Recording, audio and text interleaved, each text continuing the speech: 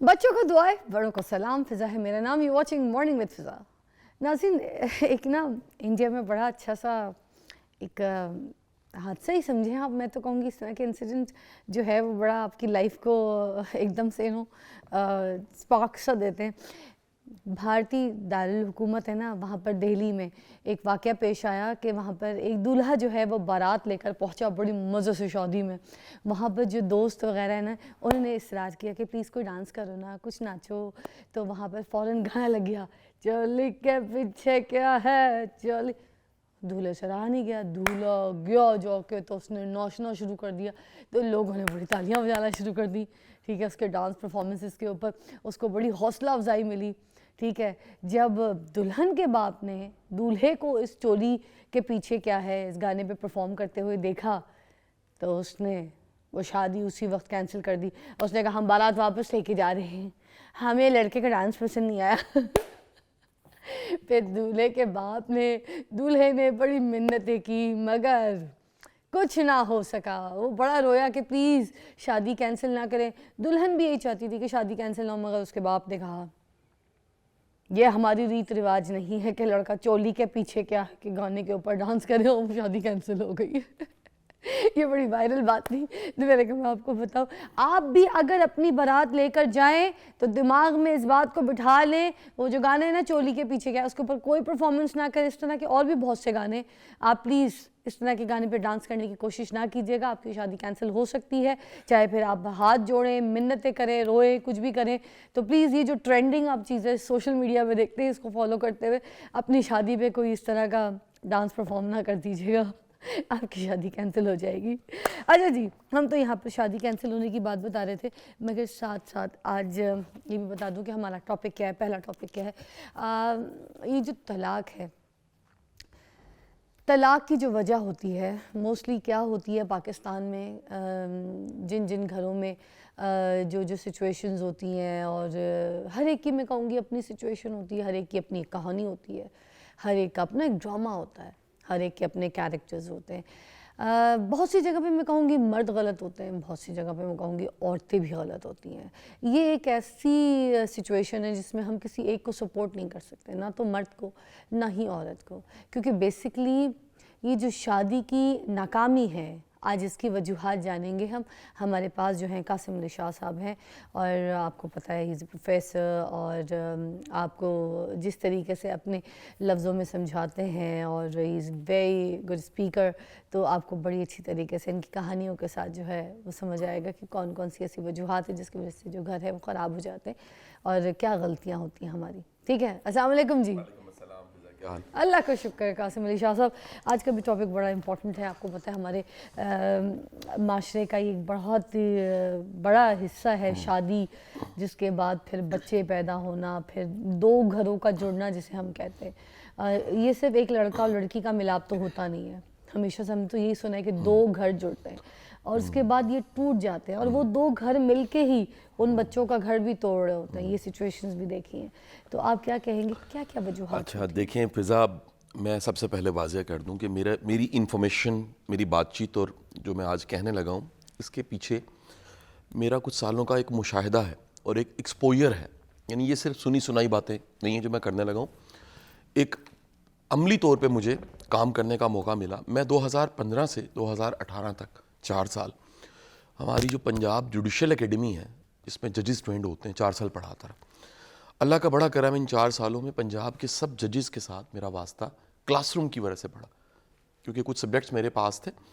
और हमारे इंतहाई काबिल एहतराम जज मंसूर अली शाह साहब जो इस वक्त सुप्रीम कोर्ट में, वो मुझे लेकर गए थे 2015 में, और उन्होंने सेल्फ हेल्प के टॉपिक, पर्सनल डेवलपमेंट के टॉपिक जजेस के लिए इंट्रोड्यूस करवाए। अच्छा।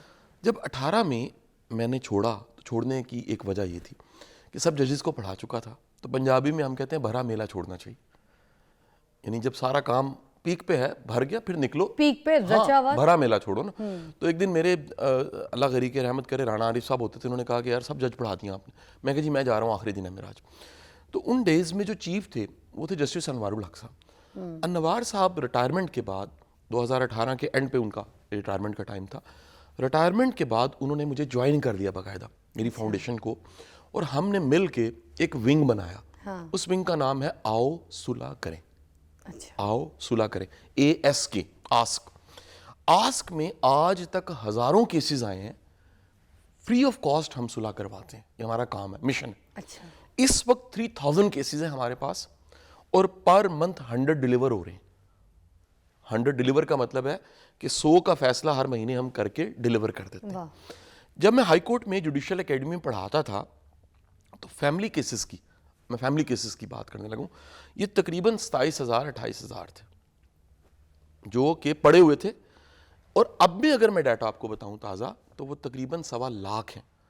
कहाँ 25-30 हज़ार और कहाँ 1.25 लाख केसेस। पिछले कुछ सालों में पाकिस्तान में बदकिस्मती के साथ तलाक और खुला इस तेज़ी से बढ़ा कि आप हैरान हो जाएंगे जान के।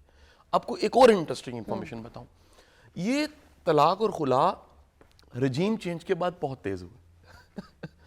मुल्क और मुल्क के हालात सिर्फ मुल्क की इकॉनमी ख़राब नहीं कर रहे होते, इकॉनमी सोशल फैक्टर्स के साथ जुड़ी होती है। और सोशल फैक्टर्स में सबसे बड़ी जो सोशल फैब्रिक बनने की वजह है वो फैमिली है।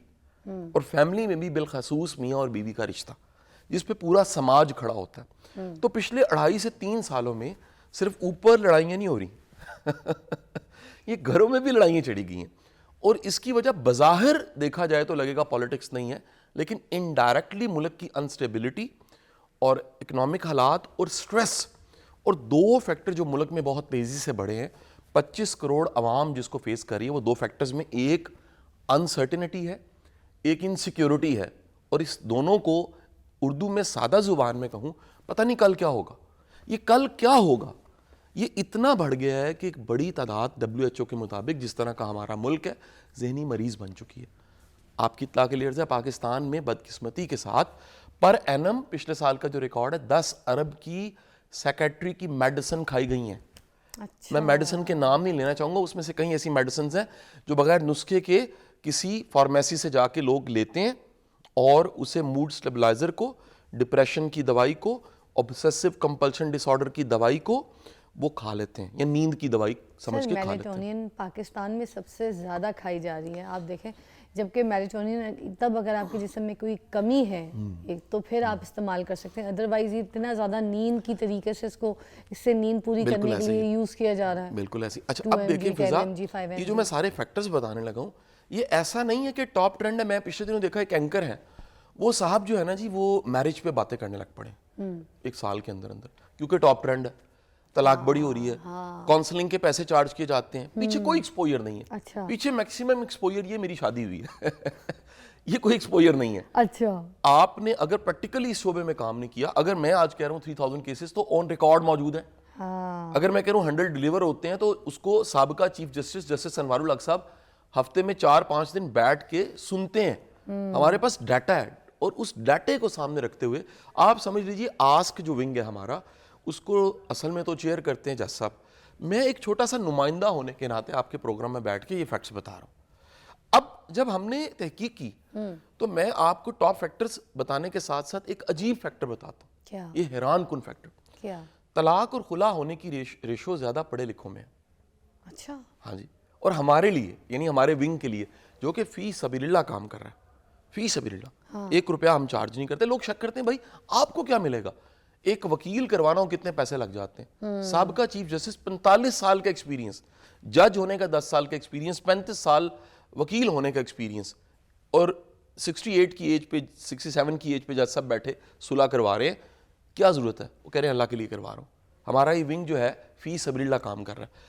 आपको सबसे इंटरेस्टिंग इंफॉर्मेशन दूसरी बताने लगा, हमारे लिए सबसे मुश्किल काम सुलह करवाना, उसकी सुलह करवाना जो बहुत ज्यादा पढ़ा लिखा। अच्छा जी, या जिसकी पोजीशन, पावर बहुत। 3 दुनिया में चीजें हैं ना जी, 3 दुनिया की ऐसी चीजें हैं, उसके अलावा जो कुछ है वो फॉलोअर्स हैं। 3 क्या है? पावर, पैसा और फेम।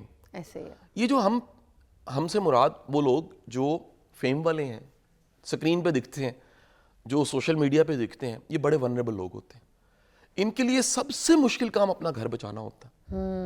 हम कुलीग होने की हैसियत से बात करें, प्लीज कोई माइंड ना करे, ना हम माइंड करेंगे इस बात को, ना हमारे कुलीग्स माइंड करेंगे। आपको अलहदगी सबसे ज्यादा शोबिस की दिखेगी।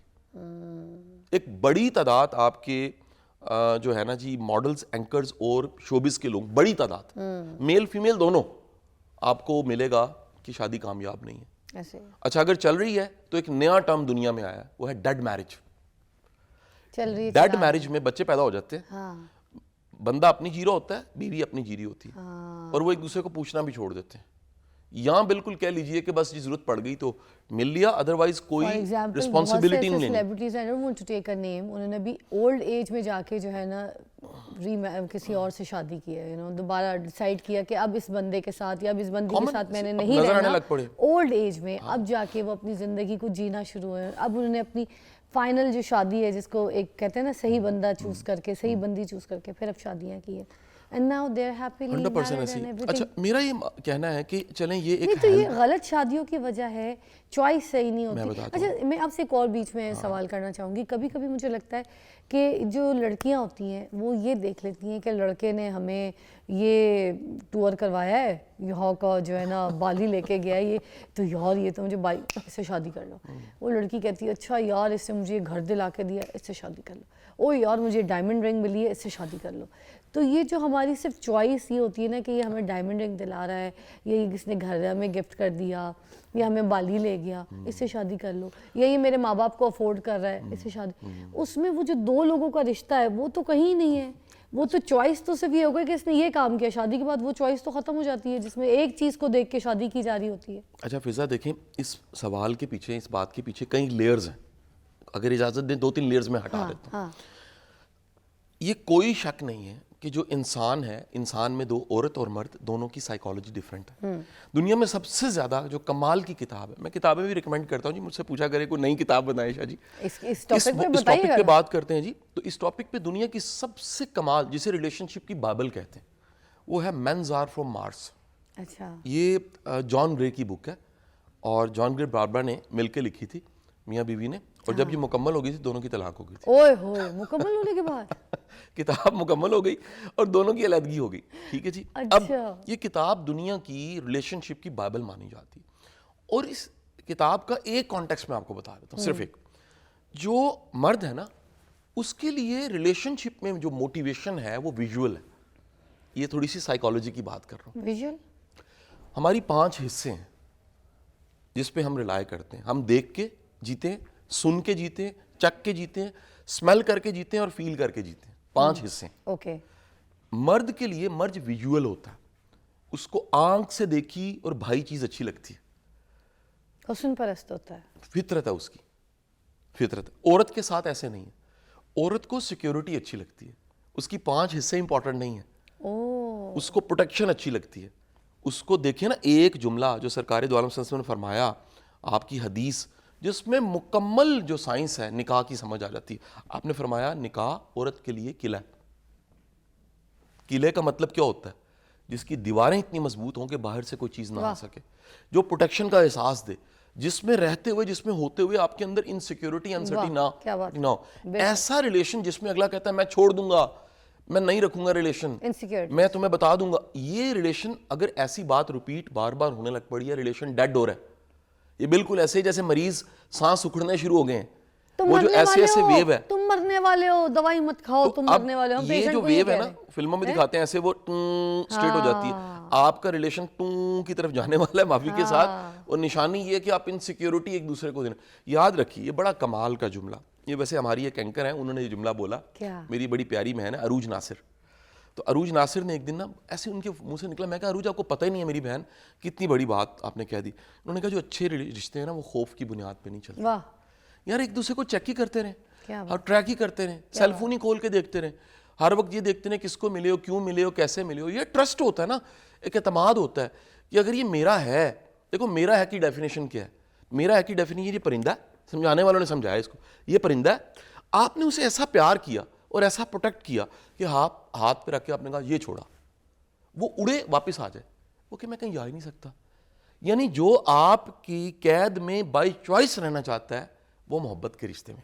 मगर सर ये बात भी तो नहीं अच्छी ना कि आजकल की औरतें भी और मर्द भी अपने मोबाइल्स पे पासवर्ड लगा के तो फिर कहते हैं हमारी शादी है, हम तो बड़े खुश हैं। कहाँ से खुश हैं जब एक दूसरे के ऊपर शक करते हैं कि बीवी अभी नहाने के लिए जाए तो जल्दी से मोबाइल चेक कर लें, या फिर बाप ने अपने बच्चे को मोबाइल खेलने के लिए दे दिया तो बीवी बस इस ताक में है कि ये थोड़ी देर के लिए मेरे पास खेलता है तो मैं चेक कर लूँ कि कौन सी लड़की फिजा, ये बात मैं ऑन कैमरा कह रहा हूँ और मेरी फैमिली इसको सेकंड करेगी। और ये टेस्ट कभी हमें, मैंने बाहर से पढ़ा रिलेशनशिप को जी, इसकी ट्रेनिंग्स मैंने अटेंड की, बड़े वर्कशॉप्स अटेंड की, बड़ी किताबें पढ़ी।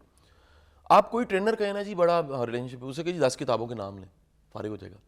तो हमारा जो कोच था उसने एक जुमला बोला, उसने कहा जिसके सेल फोन का पासवर्ड उसकी बेगम को नहीं पता और हस्बैंड को नहीं पता, और ऐसे ही कॉमनली, यानी सेल फोन पड़ा है और आप बेगम यार जरा नंबर निकाल के देना, ये जरा देखना, ये ट्रस्ट नहीं है अगर रिश्ते में। हाँ, यही बात मैं कर रही हूँ ना सर। मेरे पास बड़े बड़े स्पीकर्स आते हैं, थैंक यू आज आपने मेरा साथ दिया इस मामले में। बस बड़े बड़े स्पीकर्स आते हैं और मुझसे इस बात पे बहस करके जाते हैं कि नहीं बीवी का मोबाइल देखने की क्या ज़रूरत है, या बीवी को मियाँ का मोबाइल चेक करने की क्या ज़रूरत है, वहीं रिश्ता ख़राब होता है। मेरी बात सुने, नहीं चेक कर रहा कोई नहीं चेक कर रहा।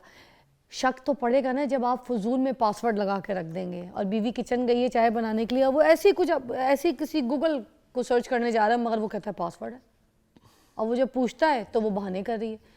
फिर शक पैदा होता है कि नहीं होता? ब्रेक के बाद बात करेंगे।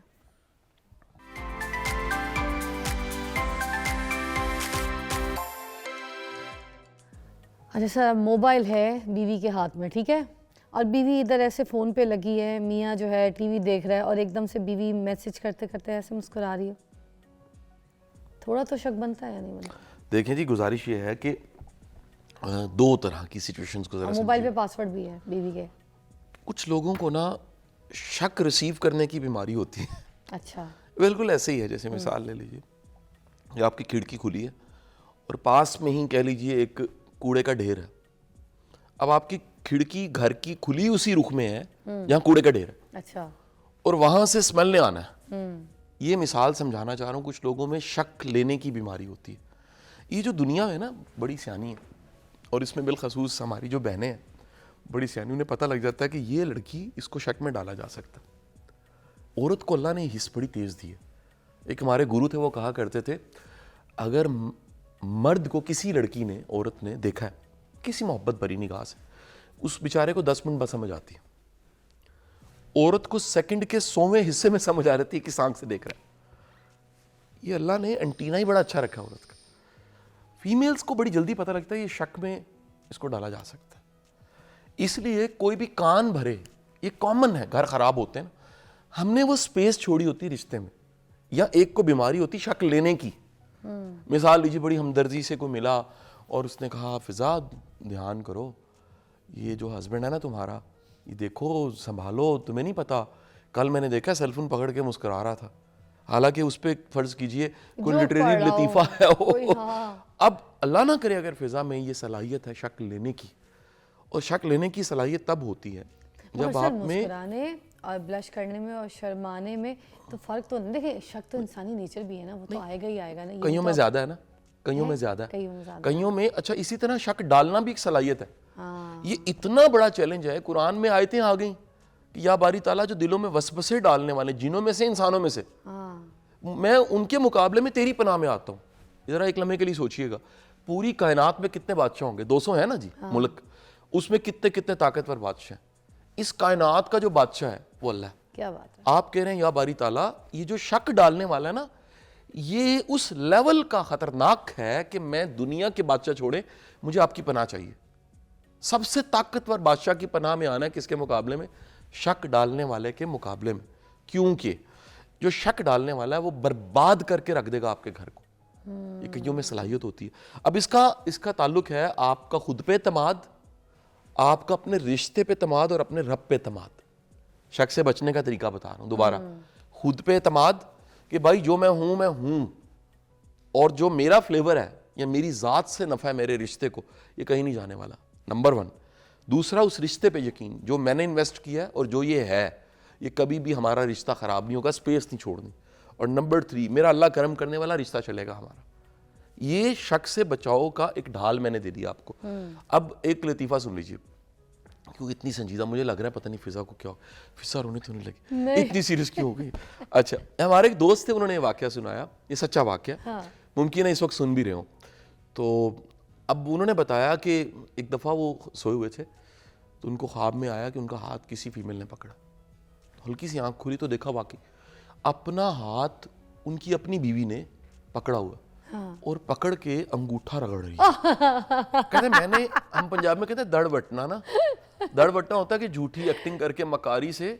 उन्होंने कहा मैं सोया हूँ, लगी रहे ना, नहीं खुला। तो कहते मेरे से फिर हंसी कंट्रोल नहीं हुई, वो जाके मेरे पाँव का अंगूठा लगाने लग पड़ा। तो मेरी कहते आंख खुल गई और मैंने क्या मारा कि खुदा की बंदी, ये अंगूठा सही से लगाओ, इससे खुल जाएगा, पैर का ना लगाओ प्लीज। तो देखें, ये अब सोए में हाथ लगा के जो मोबाइल खोलना है, ये भी एक पूरी सलाहियत है। तो अल्लाह हमारी भाभी को सलामत रखे, और उस भाई को भी जो जिसने ये मुझे लतीफ़ा अपना घर का सुना दिया और आज मीडिया की ज़ीनत हो गया। अच्छा, अब देखिए, मैं इसकी एक मिसाल आपको, क्योंकि बड़ा थोड़ा वक्त है, फिर हमने ख़त्म करना है। मैंने रिश्तों को समझा है अपने ही घरों से। मतलब मेरी 45 एज है, देखिए मुझे तो बताने में कोई, आप तो 17 साल की आपकी उम्र है ना? नहीं नहीं, लास्ट टाइम आपने कहा था। नहीं मैं इससे भी 18 छोटी हूँ, अभी 16। अच्छा, 16 साल की फिजा की अभी 17 की नहीं लगी, 16 की। तो मेरी 45 की एज में मेरे माँ बाप का रिश्ता 46 ईयर्स का, 46 साल का रिश्ता, और 45 साल का मैं बड़ा बच्चा हूँ। इन 45 सालों में जो कुछ इनका रिश्ता है मेरे अंदर रिकॉर्डेड है, और उस रिश्ते से मैंने निकाला कि मेरे माँ बाप मुख्तलिफ हैं, लेकिन मुख्तलिफ होने का यह मतलब नहीं है कि रिश्ता खराब है। दो मुख्तलिफ लोगों का किसी मॉरल कमिटमेंट्स और प्रिंसिपल्स पे इकट्ठे जीना और एक नस्ल पैदा करना इज अ शादी। अब्बा देख रहे हैं वैसे, इस वक्त मुझे मैसेज आया, तारीफ करें आपकी कि बड़ा अच्छा कंडक्ट कर रही हो। तो ये जो दो लोगों का रिश्ता साथ में चलना, उसके नतीजे में जो प्रोडक्ट पैदा होता है, वो है अच्छी औलाद। वाह। यानी बीज लगा रिश्ते का, पौधा बना, दरख्त बना, और फल लगे। फल किसी ने खाया और कहा बड़ा मीठा है, क्रेडिट गोज टू दरख्त, उस बीज। और वो बीज मियाँ बीवी मिल के एक एतमाद की बुनियाद पे चलाते हैं। तो मैंने जो देखा, कम से कम अगर किसी बच्चे ने अच्छा रिश्ता देखा ही नहीं, तो मेरा ख्याल है कि वो अच्छा हस्बैंड नहीं बन सकता। वो अच्छा हस्बैंड, अच्छी बीवी नहीं बन सकती। बिल्कुल सही है बात। एक ब्रेक लेंगे, ब्रेक के बाद वापस आएंगे। अभी कासिम साहब हमारे पास हैं, क्योंकि उन्होंने हमें कुछ सॉल्यूशंस बताने हैं कि किन वजूहात की वजह से तलाक हो रही है, खुला हो रही है। ये इस पे तो हमने बात की, मगर क्या सॉल्यूशंस होने चाहिए, इस पे बात करेंगे आफ्टर द ब्रेक।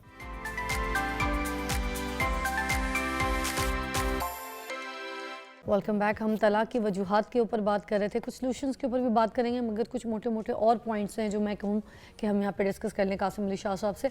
ये जो सोशल मीडिया है, क्या कासिम साहब आपको लगता है कि ये भी तलाक की, खुला की वजह बन रहा है? कि आपको लगता है कि ऐसे जो ड्रामे या फिल्में जो हम शाहरुख, कभी अलविदा ना कहना, शाहरुख खान की, और हम इस तरह की जो फिल्में देखते हैं प्रीति जिंटा की, कि दोनों मियाँ बीवी शादीशुदा है, और वो भी जो है ना, बीवी भी कहीं और प्यार करके बैठ गई है, मियाँ भी कहीं और, ठीक है, फिर वो तलाक की वजह बनते हैं, घर में आपस में नचाकियाँ होती हैं। हमारे ड्रामे मेरे पास तुम हो, ऐसे और भी बहुत से ड्रामे हैं, ठीक है। तो इस तरह की जो चीज़ें हैं, क्या आपको लगता है हमारे माशरे में तलाक की वजूहात बनती है? अच्छा, देखें, हम ना बड़ा बुनियादी एक असूल समझते हैं साइकोलॉजी का, वो ये है कि जो कुछ आप देखते हैं वो कुछ आप करने लग पड़ते हैं। वही बात, बच्चा जो है वो आंखों से बड़ा भी, है, बड़ा भी। ओके, लेकिन हाँ, और छोड़ें, एक जमाई लेता दूसरा नहीं लेता। हाँ, रिफ्लेक्सेस है ना। ऐसे ही। अब होता क्या है कि जो कुछ आप देखते हैं, दरअसल आप देखते क्या है। इसकी मिसाल बड़ी शानदार है। किसी ने सोशल मीडिया पे एक पिक्चर लगाई हुई, अच्छा, कि किसी के दिमाग का ढक्कन खुला हुआ था और एक बाल्टी पकड़ के वैसे उंडेल रहा है। उसके अंदर फेसबुक, टीवी, ड्रामा, सारा कुछ था। यानी हम अपने अंदर डाल रहे होते हैं जो कुछ देख रहे होते हैं। एक रिसर्च के मुताबिक वो लोग जो क्राइम की न्यूज़ सुनते हैं, क्राइम की खबरें देखते हैं, क्राइम के ड्रामे देखते हैं, वो क्रिमिनल बनने का चांस ज़्यादा हो जाता है, क्योंकि उन्हें वो तरीके पता लगते हैं मर्डर करने के और अगवा करने के और बंदा मारने के और डैमेज करने के, कि वो उस तरफ चले जाते हैं। आपको एक बड़ी मजे की तो इधर से ही मिल रहे हैं। हाँ। एक टॉपिक और बता रहा हूँ, इसके साथ जोड़ने लगा हूँ। एक कैरेक्टर है सद्दू मूसेवाला। हाँ। सद्दू मूसेवाले के गानों में कॉमन था कि मुसीबत ते मरना ते पैंदी रहती है, हाँ। और जवानी में मौत होती है, और जनाजा जवानी में उठना चाहिए। तो फिर ऐसा हुआ कि नहीं हुआ?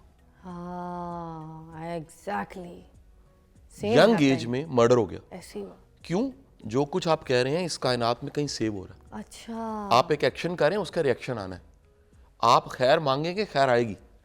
आप भेज रहे हैं पूरी कायनात को कि जवानी में ही मौत होती है, जनाजे जो जवानी में उठते हैं, और जो है ना जी वो 295 तो 246 समथिंग लग गई आप पे, 302 लग गया आप पे, या किसी ने कर दिया 302, यानी आप पूरी कायनात को भेज रहे हैं कि जनाब मैं वनरेबल हूँ और अगर मुझे उठाना है तो जवानी में उठा लो। तो जनाब कबूल होगी अर्जी आपकी। खत भेजा था, आवाज़ आया डन, आगे चलो। अब आगे चलो तो फिर जनाजा है।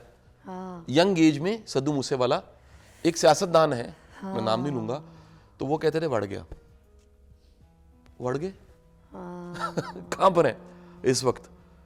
उनकी पॉपुलैरिटी जो आपके लीडर जेल में है उनसे उसके बाद अगर पॉपुलैरिटी किसी ने देखी है शॉर्ट टाइम में तो उन साहब की थी, और अब कहाँ है, नोवेयर। एक वर्ड बढ़ गया बढ़ गया बढ़ गया और बढ़ गए। कायनात आपको वापस भेजती है। ये एक अलग से टॉपिक है, चीज अच्छा पूरा टॉपिक है, लेकिन मैं बताना चाह रहा हूं कि आप अपने बारे में, ये प्लीज ये नसीहत कर रहा हूं, अपने बारे में, अपने रिश्ते के बारे में, अपने लाइफ पार्टनर के बारे में बुरा मत कहें। ये जो हम इश्तिहार लगाते हैं ना कि जी मेरी बीवी, मेरा खामंद, ये जगह जगह हम रिकॉर्ड करवा रहे होते हैं, दरअसल हम एक नेगेटिव मैसेज इस पूरी कायनात को भेजते हैं। सर आप मेरी बात सुने, जो रिश्तेदार होते हैं आपस में, अगर देखें ना, दो घरों की मैंने बात की थी कि दो घर का मिलाप होता है जब शादी होती है। अगर लड़की के साथ कोई ऐसी बात हो गई है या ऊंच नीच हो गई है या गुस्सा या तलखी किसी घर वाले ने, सास ससुर ने, कोई ऐसी बिहेवियर में, ठीक है, तो फिर पहले तो आके मैके से लड़की को ले जाते हैं, हमारी बेटी नहीं रहेगी। और वो लड़का जो इतना प्यार कर रहा था लड़की को, ठीक है, वो देखता है कि लड़की चुप करके चली भी गई अपने माँ बाप के साथ, वो ये नहीं कह रही कि नहीं अम्मी आप जाएं, अब्बू आप जाएं, मैं संभालूंगी, मेरा घर है, बल्कि उसी ने फ़ोन करके चीख चीख के रो के बुलाया। अब ये सिचुएशन जब लड़का देखता है, वहाँ प्यार किधर रहता है? देखें, ये रिश्ता इतना मजबूत है, लड़का तो ये कहता है मुझसे मोहब्बत करती थी तो मेरे माँ बाप से अगर थोड़ी सी बात सुन ली या गुस्सा उन्होंने कर दिया तो देख लेती, सह लेती।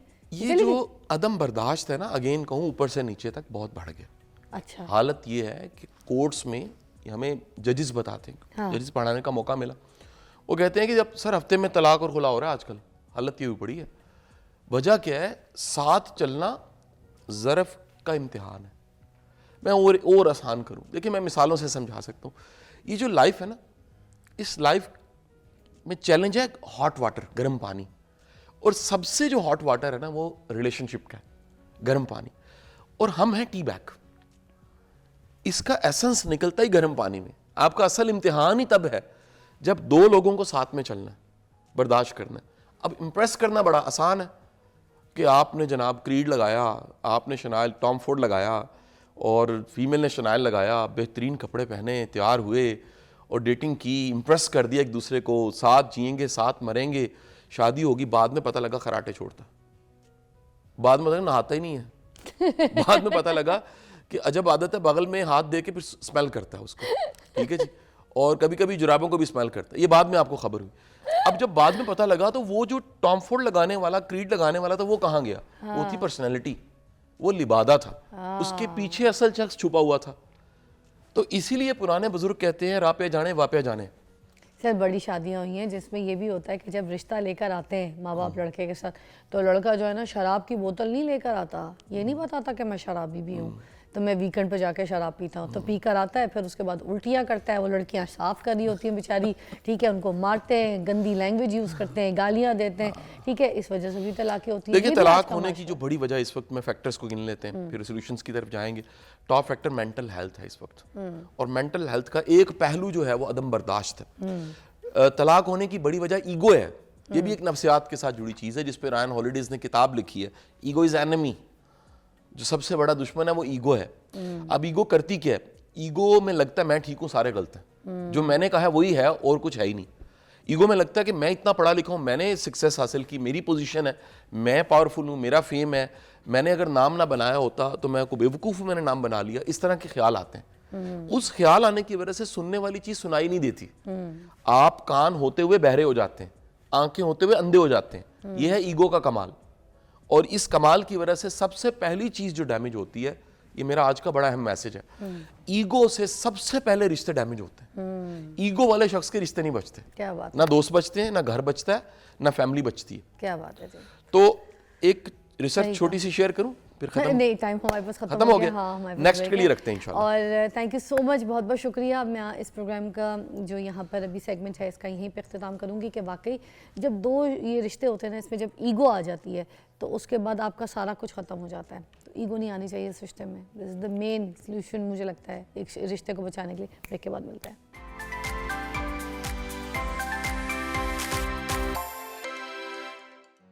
Welcome back to watching morning with Fiza. नाज़रीन, हम बात कर रहे थे इससे पहले, ब्रेक से पहले, कासिम अली शाह साहब से तलाक़ की वजूहात, क्या क्या वजूहात होती हैं जिनकी वजह से तलाक़ हो जाती हैं। एक तो मुझे जो उनकी बातों से एक पॉइंट लगा वो ये कि एक तो ईगो जो है वो मैटर करती है। जब मियाँ बीवी के बीच में ईगो आ जाए, अना एक ऐसी चीज़ है जो मुझे लगता है वो आपके रिश्ते के बीच में दरार नहीं बल्कि आपके रिश्ते को बिल्कुल चूरम चूर कर देती है। और तलाक़ हमेशा से किसी एक की गलती नहीं होती।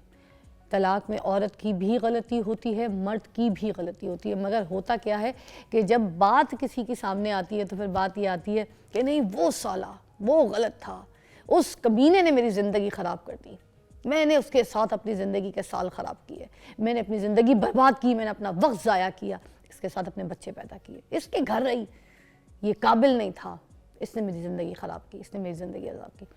और मर्द, इस औरत ने मेरा वक्त बर्बाद किया, इस औरत के पीछे मैंने पैसा लुटाया, इस औरत को मैंने ये दिया, मैंने इसको ज्वेलरी दी, मैंने इसको दुनिया में सैर कराई, मैंने इसके ऊपर पैसा खर्चा किया, मुझे कुछ दिखाई नहीं दिया, और ये औरत ये मुझे छोड़ के चली गई, ये वफादार औरत नहीं थी। बहुत सी बात है।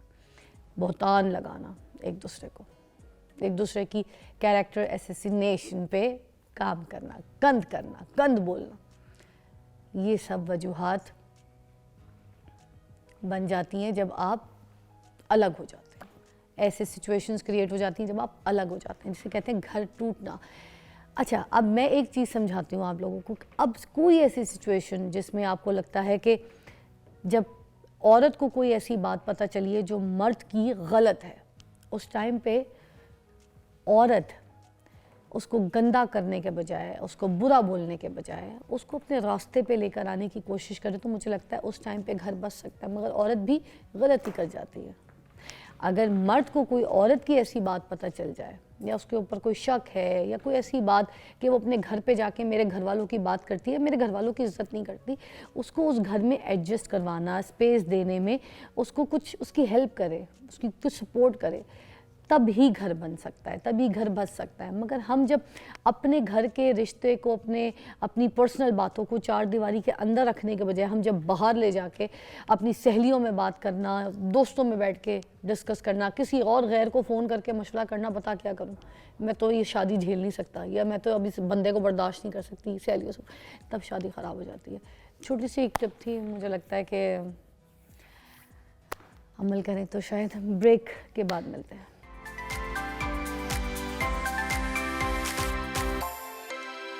Welcome back, you watching morning with Fiza. नाज़रीन, अभी हम जिससे आपको मिलाने लगे हैं यहाँ पर एक बड़ी प्यारी सी खूबसूरत सी, मैं आपको कहूँगी कि बैरिस्टर हैं, वकील हैं, और मेरे पास मौजूद हैं। आज इस टॉपिक को हम डिस्कस करेंगे कि जो चाइल्ड कस्टडी आफ्टर डिवोर्स, लोगों को बहुत से ऐसे कानून के जो है ना, मैं कहूँगी लॉज नहीं पता कि जब डिवोर्स हो जाती है तो बच्चे किस तरीके से बाप के पास रह सकते हैं और किस तरीके से माँ के पास रह सकते हैं और किस तरीके से बाप से ख़र्चा लिया जा सकता है और किस तरीके से कौन से ऐसे जो है ना लॉज हैं जिनकी वजह से बच्चे आपस में मिल भी सकते हैं, माँ बाप के साथ अच्छा रिलेशन भी रख सकते हैं और बच्चों की जो है वो परवरिश भी जो है वो अच्छी हो सकती है। हमारे पास है अमृत अहमद शेख, वकील हैं, इस टॉपिक को अच्छा एलैबोरेट करेंगे। अस्सलाम वालेकुम। वालेकुम अस्सलाम। ये लुकिंग प्रिटी माशाल्लाह। और मैं भी इनसे ब्रेक पे काफ़ी सारी चीज़ों के बारे में बात करी थी, इनका थोड़ा सा कुछ टैलेंट है वो भी बता देती हूँ। 5 साल इन्होंने कथक सीखा और मगर फैमिली जो थी वो चाहती थी कि बैरिस्टर बने, वकील बने, तो उसके बाद इन्होंने उस फील्ड को भी परसू किया और अपने शौक़ को भी सीखा, उस पर भी टाइम लगाया, उसमें भी उन्होंने अपनी एक अच्छी एफ़र्ट की, मगर साथ साथ अपने माँ बाप जो है उनका भी ख्वाब पूरा किया और आज देखें वकील हैं हमारे सामने। अस्सलाम वालेकुम। वालेकुम अस्सलाम। ये वाला इंट्रोडक्शन जो था ये भी ज़रूरी था, मैंने आपको दोबारा सलाम किया एज़ कि जो आपका टैलेंट है वो भी उस हिसाब से कि ये अमृत है। Thank you so much. और ये एक्ट्रेस भी बनना चाहती थी। हाँ, वो तो मैं अभी भी बनना चाहती हूँ। आपके अंदर की जो मधुबाला है वो मैं देख सकती हूँ। यार आई लाइक इट। अच्छा, आज हम बात कर रहे हैं चाइल्ड कस्टडी के ऊपर। बिल्कुल। दो लोगों की डिवोर्स होती है, जी। बच्चे बीच में होते हैं, जी, सबसे पहले बच्चों को लेके झगड़ा शुरू हो जाता है। ऐसे ही है, बिल्कुल क्या ऐसे क्या ही है?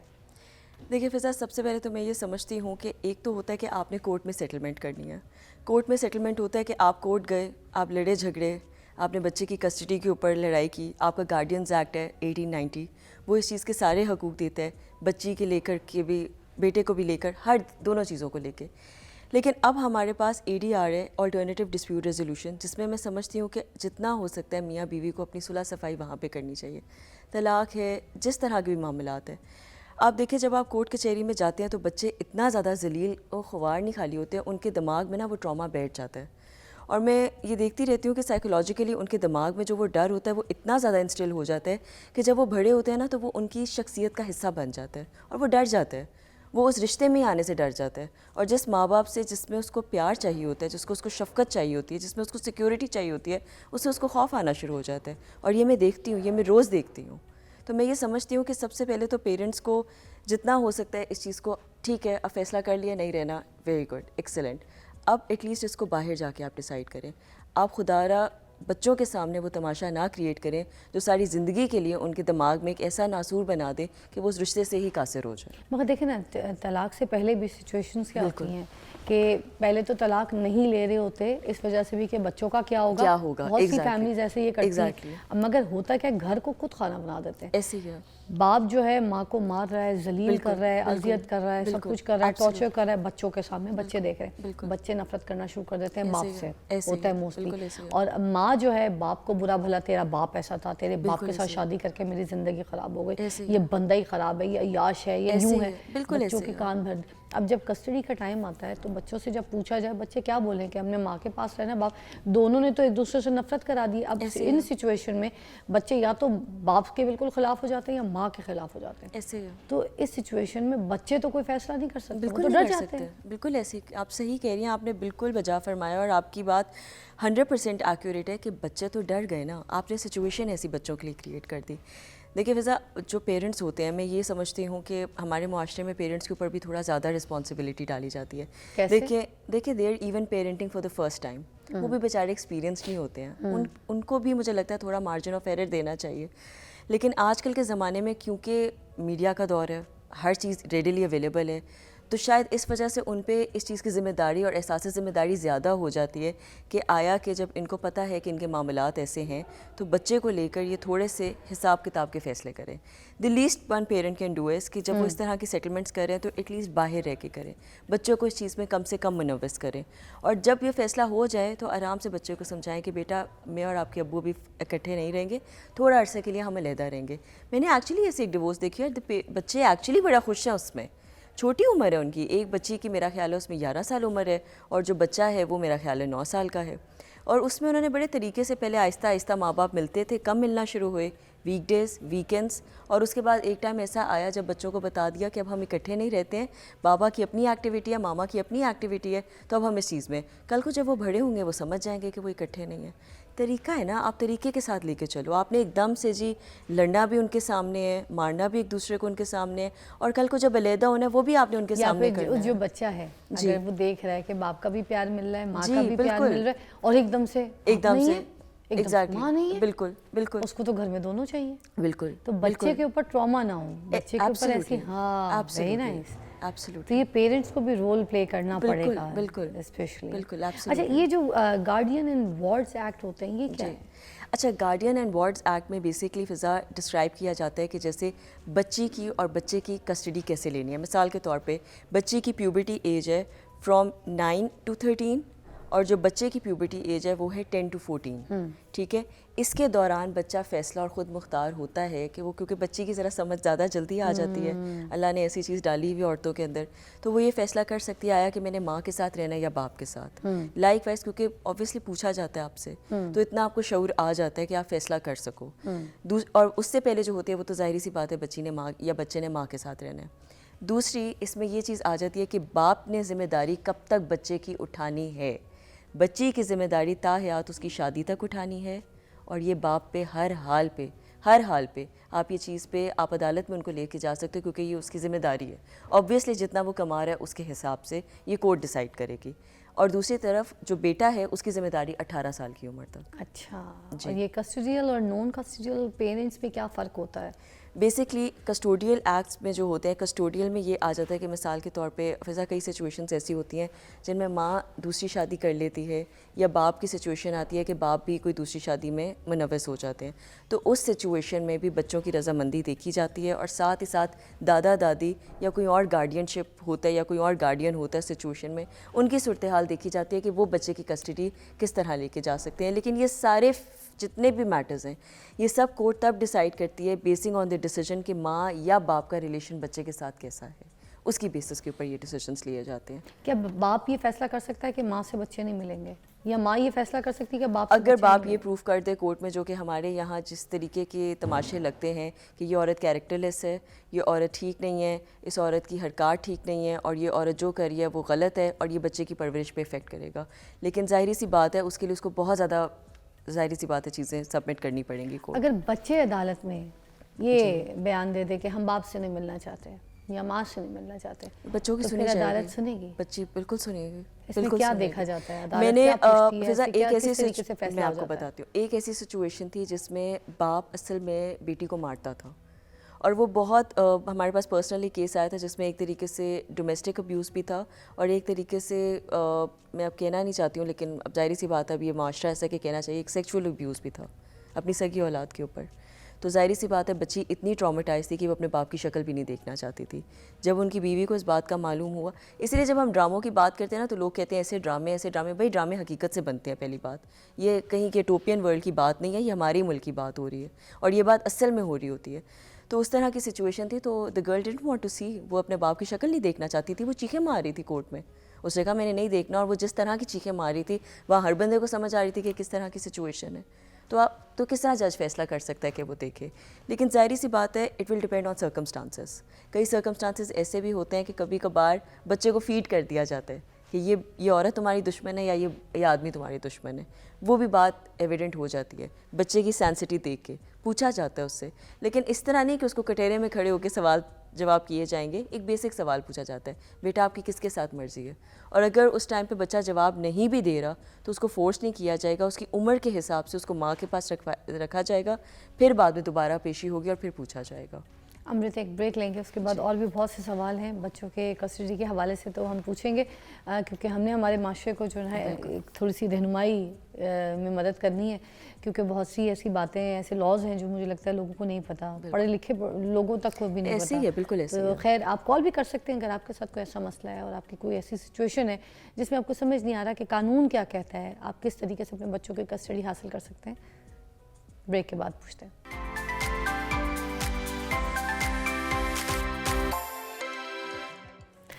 Welcome back, you watching morning with Fiza. हम यहाँ पर बात कर रहे हैं चाइल्ड कस्टडी के हवाले से। आप कॉल भी कर सकते हैं, पूछ सकते हैं। हमारे साथ यहाँ पे वकील मौजूद हैं अमृत, जो कि हमें बता रही हैं सारे तरीके, किस तरीके से बच्चों की कस्टडी बाप हो या माँ हो वो हासिल कर सकती है।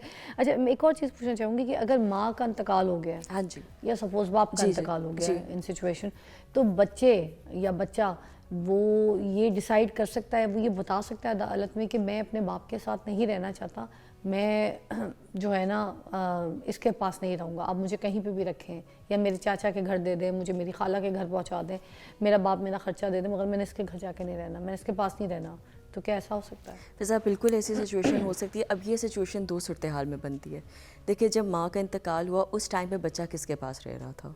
पहला सवाल, अगर फॉर इंस्टेंस माँ के पास रह रहा था तो टेक्निकली उसके पास सिचुएशन ऐसी बनेगी कि पूछा जाएगा बच्चे से, अगर तो उसने प्यूबर्टी की एज हिट कर दी है कि बेटा आप किसके पास या बेटी आप किसके पास रहना चाहते हो, क्योंकि ये आपका शरई आपका राइट है कि आपसे कोर्ट पूछेगा।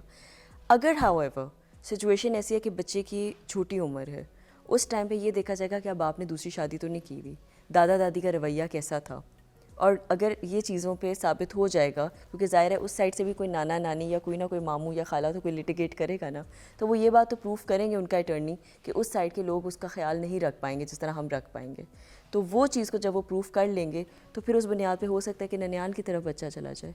ये डिपेंड करेगा, लेकिन उस सिचुएशन के ऊपर आर्ग्यूमेंट्स होंगे और आपको प्रूफ करना पड़ेगा। बाद में वो बच्चा विरासत में अपनी चीजें मांग सकता है, बिल्कुल मांग हिस्सा सकता है, बिल्कुल मांग उसके सकता है, क्या वो तरीके उसका होते हैं? राइट है। अच्छा, उसका सर ऐसा है कि जब बच्चे ने मिसाल के तौर पे 18 से पहले तो आपको चीज़ नहीं मिल सकती है।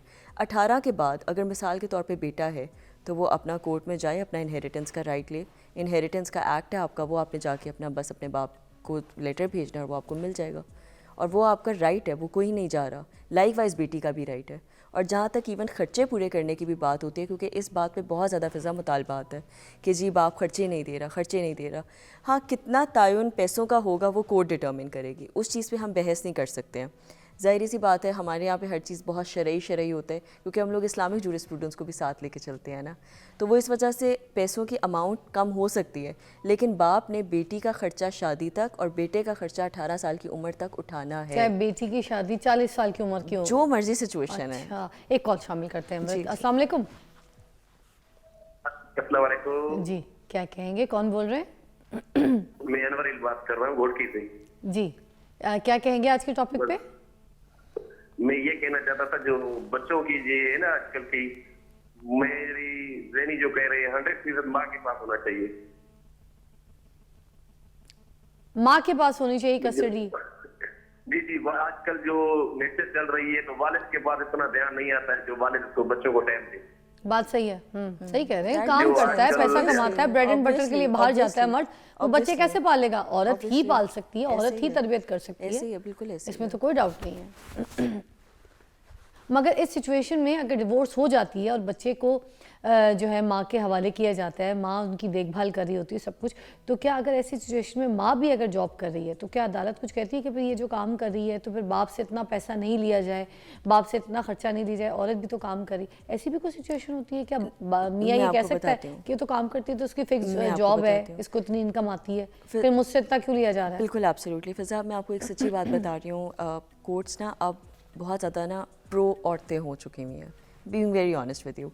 और ज़ाहिर सी बात है अब की जो आजकल का जो ज़माना चल रहा है, इस बात को अंडरस्टैंड करने की ज़रूरत है कि इवन एक घर में भी एक बंदे के खाली कमाने से कुछ नहीं होता, दो लोगों को अब जॉब्स करनी पड़ती हैं, क्योंकि हालात ऐसे माशी हालात पैदा हो चुके हैं। कोई शक नहीं। तो अब उसके बाद अगर देखा जाए तो उस सिचुएशन में भी, और ये कोर्ट इस बात को कंसिडर करती है, ये मैं अपने से नहीं कह रही, कोर्ट कंसिडर करती है कि उस सिचुएशन में भी जो बाप होता है वो जब कमा रहा होता है तो माँ ही ख्याल रख रही होती है। तो अगर माँ भी कमा रही होती है तो नेचुरली कभी कभार जो छोटे बच्चे होते हैं, अब डे केयर सेंटर्स इतने अच्छे बन चुके हुए हैं, वहाँ पे भी छोड़ा जाता है। हाँ, कोर्ट ये ज़रूर इंश्योर करेगा कि बच्चे की ख्याल रखने के लिए घर पे कौन मौजूद है, कोई ऐसा नैनी, कोई ऐसा बंदोबस्त किया हुआ माँ ने, और अगर ऐसा सिलसिला है तो इस चीज़ के ऊपर कोई मसले वाली बात नहीं है। ज़ाहिर सी बात है घर शौहर ने जितना देना है वो बच्चे का देना है ना, बीवी का खर्चा या घर का खर्चा तो नहीं उठाना, तो वो तो खुद ही करना है औरत ने, तो फिर वो कहाँ से करेगी? अच्छा, तो बेटी के हिसाब से और बेटे के हिसाब से कितना कोई खर्चा जो है वो बांधा जाता है कि बाप ने जो है इनके अखराजात इस तरह से महीना जो है उनको देना है? फ़िज़ा सॉरी, इस सिचुएशन में बाप की आमदन पे डिपेंड करता है। अगर कोई उसकी जॉब इनकम देखेंगे, उसकी जॉब देखेंगे, उसका बैंक बैलेंस देखेंगे, उसकी सब कुछ प्रॉपर्टी देखेंगे, देखेंगे। एग्जैक्टली। ओके। उसके बाद डिसाइड किया जाए। अच्छा, उसके बाद डिसाइड। अब उसके बाद। सपोज उसके पास एक घर भी है कोई जी। 5 मरले का, ठीक है, उसके पास 5 मरले का कोई प्लॉट भी है, ठीक है, ठीक उसके है। पास कोई अच्छी होंडा गाड़ी भी है, बिल्कुल, ठीक है, उसके पास अच्छी लगी लगाई जॉब है, जिसमें मतलब एक उसको वेल टू डू नॉर्मल इंसान 2 है। लाख रुपए महीना वो ठीक है, कमा रहा है। परफेक्ट। अब इस हिसाब से 2 बच्चे कितना कोई बनेगा उनका महीना? अगर इस तरह की सिचुएशन है तो पहली बात जो ये आपने प्रॉपर्टीज़ दी हैं, ये तो तब तक बच्चों के विरासत में नहीं आएगी जब तक वो 18+ नहीं होंगे, सीधी सी बात है। जहाँ तक खर्चे की बात आती है तो अगर 2 या 2.5 में से है तो उनके अखराजात निकाल के, मेरा ख्याल है अगर 30-40 का भी होता है तो इसके हिसाब से इसकी रेशियो से डिसाइड करेंगे। मतलब 2 लाख की सैलरी के हिसाब से 30-40 हज़ार रुपए पर बच्चा?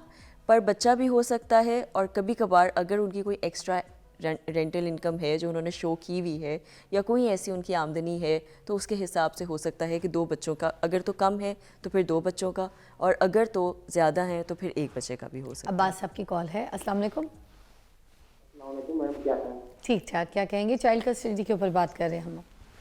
अच्छा मैडम, मैंने ये सवाल है मेरा जी। कि मैडम ये जो अदालत तय करती है ना कि यार ये ना जो बाप है ना, वो इतना मतलब अब उसका खर्चा रहेगा ना 60 साल तक। अब उसके पास इतना खर्चा ना हो तो वो क्या करे?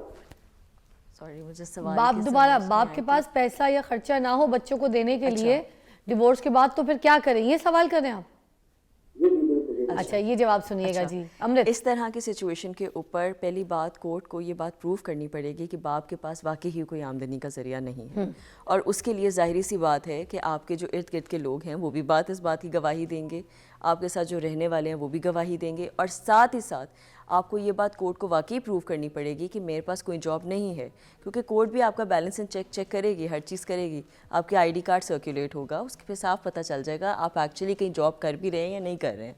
और अगर ऐसी सिचुएशन है तो उस सिचुएशन में बाप को फोर्स नहीं किया जाएगा, लेकिन ये ज़रूर कहा जाएगा कि आप जल्द से जल्द जॉब ढूंढें, और विद इन 3 मंथ्स का टाइम दिया जाता है, और अगर 3 मंथ्स में नहीं किया जाता तो उसको एक्सेल करके मैक्सिमम 6 मंथ्स किया जाता है कि आप उसके दौरान में कोई जॉब ढूंढें, और हर हाल में उनके लिए एवेन्यूज़ निकाले और जाते अगर हैं। नहीं मिलती जॉब तो क्या इस सिचुएशन में बच्चों को इजाज़त नहीं होगी कि वो अपने बाप से मिल सके? ये भी बताइए मुझे। साथ नहीं मिलने का इसके साथ कोई ताल्लुक नहीं है। अगर आपका मिलने की बात होती है, देखिए मिलना इज़ समथिंग एल्स, खर्चा इज़ समथिंग एल्स।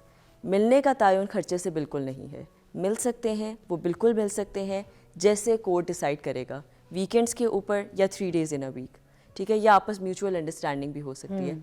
जहाँ तक खर्चे की बात आती है तो खर्चे का डिसीजन, अगर तो मिसाल के तौर पे अनएम्प्लॉयड है या कोई जॉब नहीं, हमारे पास ऐसे बेशुमार केसेस आते हैं जिनमें खामद कहता है मेरी तो रोज़ की मजदूरी है, आज मेरी मजदूरी नहीं लगी।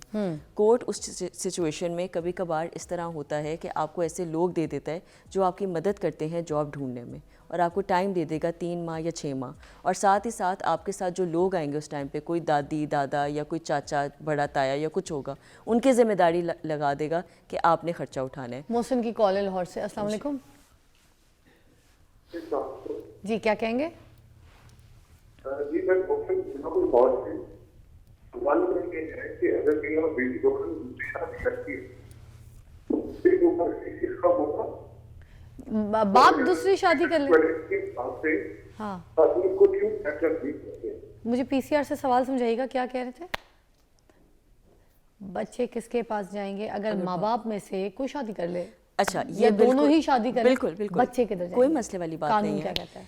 मुस्लिम गार्डियंस एक्ट जैसे मैंने आपको अभी बताया, उसके तहत फ़िज़ा ऐसी सिचुएशन है कि अगर, अब पहली सिचुएशन की बात करते हैं। अच्छा, मैं पहले वाले सवाल में छोटी सी बात ऐड कर दूं, अगर बाप के पास नहीं है तो या दादा या ताया या चाचे के ऊपर जिम्मेदारी आ सकती है, ठीक है। अगर बाप नहीं कमा रहा, बाप बिल्कुल, पैसे नहीं दे बिल्कुल, पा रहा, बिल्कुल। खर्चा अफोर्ड नहीं कर तो रहा, ताया चाचा, पहले दादा दादा ताया चाचा उनके ऊपर जिम्मेदारी बिल्कुल आ सकती है, एक्सपेंस उठा सकते हैं, बिल्कुल। ठीक है। अच्छा, ये अब वो जो या दूसरी अब वाली सिचुएशन आती है, सबसे कि माँ पहले या बाप अगर दोनों माँ में या से बाप शादी में से कर कर लेते ली हैं, है, तो फिर बिल्कुल। बच्चे, अगर बाप ने दूसरी शादी कर ली है तो सबसे पहले बाप का ताल्लुक बच्चों के साथ कैसा है? पहले तो अगर माँ ने शादी नहीं की हुई है, ठीक है, तो अच्छा प्यूबर्टी की एज है तो बच्चे डिसाइड करेंगे कि उन्होंने माँ के पास रहना है या बाप के पास, चाहे उन्होंने शादी की है या नहीं की है। पहले तो आपने बच्चे से पूछना है। अब सिचुएशन ऐसी है, बच्चे छोटे हैं तो जाहिर सी बात है बच्चे माँ के पास जाएंगे।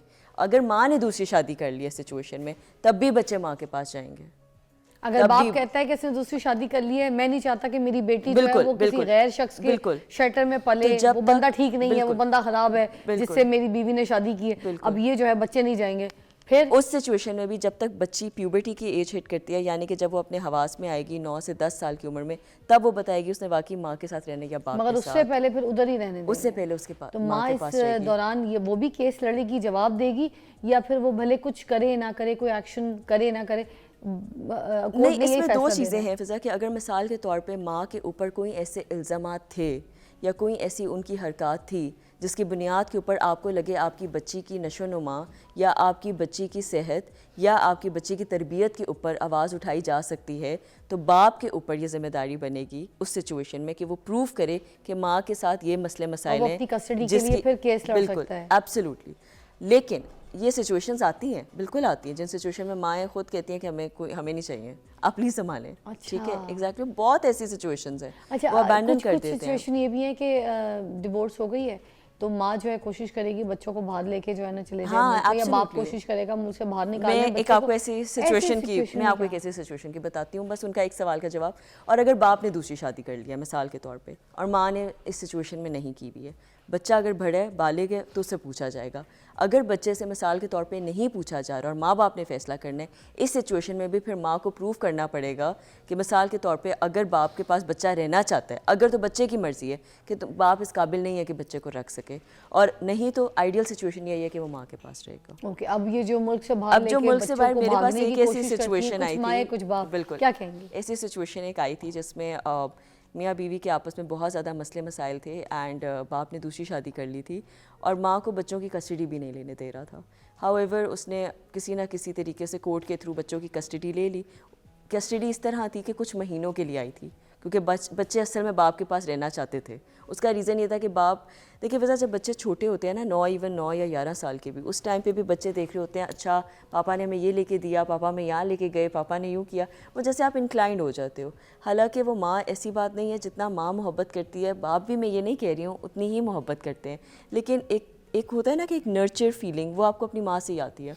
तो उस सिचुएशन में माँ को पता था कि बाप ने अब दूसरी शादी कर लिया तो ये ज़्यादा देर इनका ख्याल नहीं उठाएगा। जिस दिन इसकी दूसरी बीवी से औलाद हो गई, इसने मेरी बच्चों को नहीं पूछना। वो बच्चे बात समझ नहीं रहे थे, वो चाह रहे थे कि वो अपने अब्बा के पास रहें, क्योंकि अब्बा के पास एक ऐशो इशरत की ज़िंदगी थी जो माँ के पास नहीं थी। माँ ने उसके बाद जिस तरीके से आपकी वीकेंड्स की कस्टडी होती है या आपके बाकी महीनों की कस्टडी होती है बच्चों के लिए, उन्होंने अपना सऊदी का वीज़ा अप्लाई किया, और सऊदी गवर्नमेंट को, क्योंकि वो उनके वालदेन जो थे वो सऊदी नेशनल्स थे, उन्होंने आगे लिख के दिया कि जी मेरे बच्चों के साथ इस तरह की सिचुएशन है, ये तशद्दुद है, ये है वो है, तो आप मेरे बच्चों को स्पॉन्सर करें। फिर सऊदी गवर्नमेंट ने उनके बच्चों को भी स्पॉन्सर किया था, तो वो उनको लेकर रियाद चली गई। ये भी एक सिचुएशन होती है, और वहाँ से फिर आप जब उनकी गवर्नमेंट में आ गए हो, फिर आप कुछ नहीं कर सकते हो, फिर आप लिटिगेट नहीं कर सकते हो। थैंक यू सो मच अमृत, आपने बहुत अच्छी तरीके से हमें गाइड किया। काफ़ी ऐसे तरीके हैं जो हम लोग को शायद नहीं पता थे कि किस तरीके से बच्चों की कस्टडी के जो है वो अख्तियारात हासिल किए जा सकते हैं। अगर आपकी भी सिचुएशन ऐसी है, कोई मसला है, तो जो आज आपको कुछ ऐसे पॉइंट्स हमने बताए हैं कानून के, उनको फॉलो करते हुए आप अपने बच्चे की कस्टडी जो है उसको सेव कर सकते हैं, उसको ले सकते हैं। हम आपको मिलते हैं एक छोटी सी ब्रेक के बाद।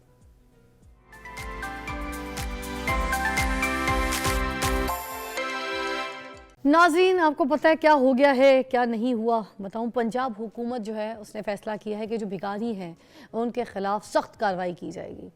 अब जो भी कोई भी अपने पर्सनल मकासद के लिए अगर भीख मांगेगा या फलाही काम के लिए भी कोई भीख मांगता है कोई भी बंदा, तो उसको सीधा पकड़ के थाने में ले जाया जाएगा और FIA जो है उनके ऊपर सख्त जो है कड़ी से कड़ी कार्रवाई करेगी। और मैं आपको बताऊं, ये जो भिखारी होते हैं ना, मोस्टली इनके पीछे एक पूरा एक मुनज़्ज़म नेटवर्क होता है, जो लोगों को शायद पता भी होगा थोड़ी बहुत। तो वो मुनज़्ज़म नेटवर्क क्या होता है कि वो किस तरीके से काम करता है कि कोई भी इशारा, जहाँ पे कोई ऐसे भिखारी को भीख मांग रहा है या कुछ सिग्नल पे कहीं खड़ा है, ठीक है, तो वो ऐसे खुलेआम नहीं मांग सकता। उनके पीछे पूरी एक टीम होती है, माफिया बैठा होता है जो उनको जगह अलॉट करता है, ठीक है, और उनको बोलता है कि आपने यहाँ पे मांगना है, आप यहाँ पे नहीं मांग सकते। और उसके बाद उसको आपने जो है ना, जो पूरी टीम पीछे है ना, जिनके थ्रू आप जहाँ पे सिग्नलों पे खड़े होते हैं या किसी गली या इशारे पे, आपने उनको उसका कमीशन देना पड़ता है, ठीक है। अगर बेसिकली जैसे अगर आप बात करें किसी फ़कीर को भी आप पैसा दे रहे हैं, तो आप ये दिमाग रखें कि आप उस मुनज़्ज़म उस गैंग को पैसा दे रहे हैं, उसको प्रमोट कर रहे हैं, आप उसको प्रवान चढ़ा रहे हैं कि इस तरीके के फ़कीर जो हैं वो पैदा करें और अपना कमीशन लें और अपनी जो है ना वो कमाई करें। मैं कहती हूँ कि गवर्नमेंट का ये बहुत अच्छा फ़ैसला है, बहुत अच्छा डिसीजन है कि उन्होंने इसके ऊपर सख्ती की, ये कानून बनाया। किसी भी गली में भी अगर आपको कोई फ़कीर दिखता है और वो भीख मांग रहा है, कोई भी अपने किसी मुफाद के लिए, तो फिर उसकी सख्त कार्रवाई की जाएगी। आप भी कंप्लेन कर सकते हैं। मुझे तो फैसला बहुत अच्छा लगा। अब ये जानते हैं कि हमारे जो बैरिस्टर साहब हैं वो क्या कहते हैं कि कानून जो है किस तरीके से, कब ये जो है सारी सिचुएशंस के ऊपर उन्होंने काबू पाया और कैसे ये फ़ैसला किया। बैरिस्टर वकास अब्रेज़ खान साहब हैं, किसी तारुफ पे मोहताज नहीं है। अस्सलाम वालेकुम। वालेकुम अस्सलाम। आज आपने फूल नहीं लगाया? नेक्स्ट टाइम लगा के आएंगे। अच्छा जी, जो प्रोफेशनल मांगने वाले हैं, ठीक है, उनके लिए तो ठीक है, मगर जो सफ़ेद पोश हैं वो तो मांगते ही नहीं, आपको भी पता है। वो तो किसी के सामने हाथ भी नहीं फैलाते। मगर बहुत मजबूरी, अगर 3 दिन भूखे हैं, कुछ खाया नहीं है या कुछ पूरा नहीं हो रहा, तो फिर क्या कहेंगे आप? देखिए, सबसे पहले मैं कहूँगा, ज़िंदगी जीने का ख्वाब मिलता है, यहाँ हर सवाल का जवाब मिलता है। किसको समझे अमीर, किसको समझे फ़कीर, यहाँ हर चेहरे पे नकाब मिलता है। देखिए, मैं 2-3 बातें करना चाहूँगा इससे कबल के मैं कवानीन की तरफ आऊँ। नंबर 1 ये कि किसको समझे अमीर, किसको समझे फ़कीर, वो मैंने इसलिए बात की कि गुज़िश्ता साल जो है मुल्तान के अंदर FBI ने एक शख्स को नोटिस भेजा कि आपने 1 करोड़ रुपए की बीमा पॉलिसी करवाई और आपके अकाउंट के अंदर 17 लाख मौजूद है, आपने अपनी रिटर्न फाइल नहीं की, आपका सोर्स ऑफ इनकम क्या है? उसने कहा मैं पेशावर बेकारी हूँ। 1 करोड़ की उसने बीमा इंश्योरेंस करवाई अपनी पूरी फैमिली की और हाई प्रोफाइल इंस्टीट्यूशंस के अंदर अपने बच्चों को पढ़ा रहा था। इसी तरह फैसलाबाद में 2023 के अंदर एक केस रिपोर्ट किया गया, एक फ़कीर को गिरफ्तार किया गया और उसके अकाउंट से 3 करोड़ रुपया जो है वो बरामद हुआ। ये फैसलाबाद का इंसिडेंट है। लास्ट ईयर गुजरांवाला के अंदर, आज से 6 महीने पहले की मैं आपको बात बताने लगा, उसके बाद मैं कवानीन की तरफ आऊँगा। गुजरांवाला में 5 फ़कीर भाइयों ने अपनी दादी का चेलम किया और उसमें 1.25 करोड़ का उन्होंने एक्सपेंस किया, जिसमें हर तरह का उन्होंने नहीं, वो फ़कीर नहीं थे, वो फ़कीर नहीं थे, वो गलत खबर है।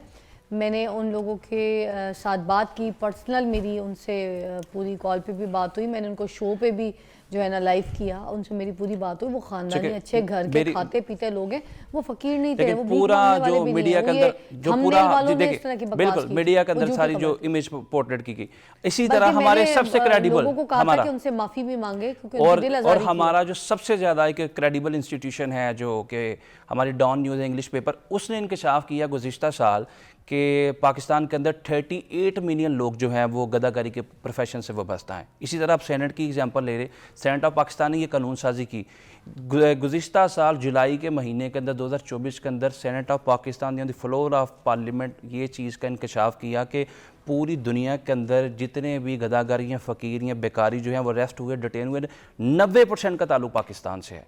ये पाकिस्तान की जो इमेज है इसको मज़ीद डिस्टॉर्ट करते हैं, डैमेज करते हैं, डिस्पर्च करते हैं, कोई हरम काबा के सामने, कोई रोज़ा रसूल के सामने, कोई UAE के अंदर, फिर हमारे वीज़े बैन कर दिए गए। अच्छा, coming to word this legislation, एक मैं और बीच में ऐड करना चाहूँगी सवाल, ये जो सिग्नल्स पे खड़े होते हैं, जैसे अभी फ़कीरों को बिल्कुल बैन कर दिया गया, उनके ऊपर ये कानून जो है लागू कर दिया गया।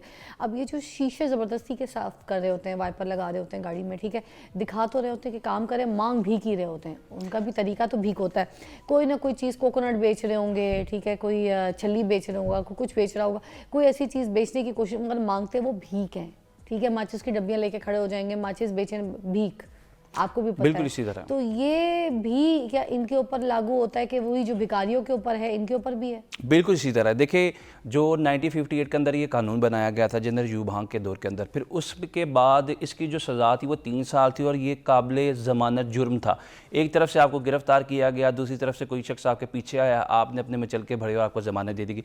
अब मौजूदा हुकूमत ने, पंजाब गवर्नमेंट ने लास्ट ईयर और अभी सेनेट के अंदर भी ये लेजिस्लेशन आ गई पूरे पाकिस्तान के लिए कि जो शख्स किसी की स्क्रीन को नॉक करे, किसी की विंडो को नॉक करे, किसी को हरासा करे, किसी से भीख मांगे, किसी भी मजबूरी के तहत वो भीख मांगता है, तो इसकी सज़ा 3 साल से बढ़ा के 7 साल कर दी गई और नाकाबिल ज़मानत जुर्म करार दे दिया गया और पुलिस को ये कॉग्निजेंस दे दी गई। पहले एक प्रोसेस को फेस करना पड़ता था, मजिस्ट्रेट से आप सबसे पहले जाके वारंट लेते थे, इन लोगों को गिरफ्तार करते थे, मजिस्ट्रेट की कोर्ट में पेश करते थे। अब पुलिस को मुकम्मल तौर पर इख्तियार दे दिया गया कि जहाँ पर भी आपको कोई बेकारी, कोई गदागर किसी भी रूप में नजर आता है, चाहे वो माचिस की डिब्बी पकड़ के या किसी भी रूप में नजर आता है, चूंकि वो ये ढोंग रचाते हैं, ये पे वाइपर बेच रहे हो या वो स्क्रीन के शेड्स, गाड़ियों के शेड्स, विंडो के बेच रहे हो, ठीक है, अखबार बेच रहे हो और उसके बाद माचिस की डब्बियाँ बेचने के बहाने जो है मांग भीख ही रहे हो, उनको पकड़ा जाएगा। तीनों चीजें। ब्रेक के बाद इसको और एलैबोरेट करते हैं।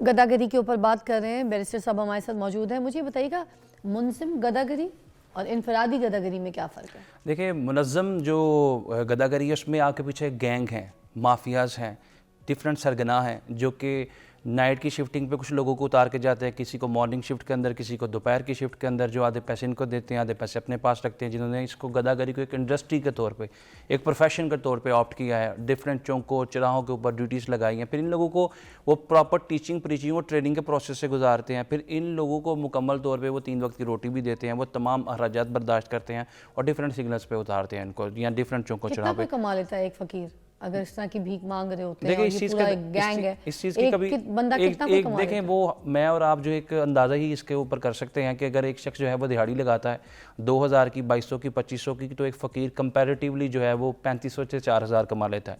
अगर उसने पूरा दिन मेहनत करके, पूरा महीना मेहनत करके, मशक्क़त मेहनत की भट्टी में पिघल के अगर उसने जो है वो 60 से 70 हज़ार कमाना, तो फिर कंपैरेटिव से डबल कमाएगा। इससे ये है कि मेहनत कश जो है उसकी जो है वो हौसला शिकनी होगी, बजाय इसके कि हम उसको इनकरेज करें।